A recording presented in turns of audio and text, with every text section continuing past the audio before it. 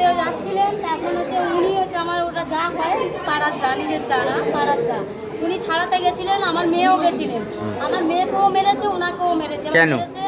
অসন্তাকে মারছিল, হচ্ছে অসন্তাকে মারার জন্য ওনাকে হচ্ছে ওরা ছাড়াতে অসন্তাকে গেছিল বলেই ওনাদেরকে মেরেছে। ওদের ব্যাপার বলতে কি হচ্ছে, ওনারা যেই পার্টি করে আমরা যেই পার্টি করি ওই নিয়ে কোনো সমস্যা না। আমরা জানি যে পার্টি জিতেছে আমাদের কোনো সমস্যা না, সমাধান না। যে জিতেছে সে জিতেছে।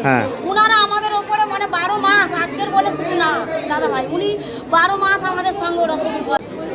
1 নম্বর ওয়ার্ডের অশোকদা, মানে ওখানে একটা মন্দির আছে, সেটা হচ্ছে গঙ্গা মায়ের মন্দির।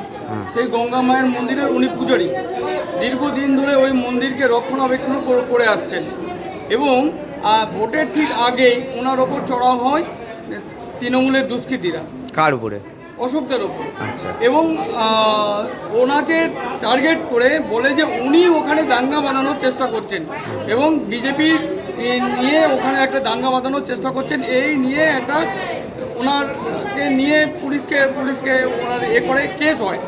তো সেই কেসে মিথ্যা কেস দিয়ে ওনাকে কেস দেয় এবং উনি প্রায় 7-8 দিন উনি বাইরে ছিলেন।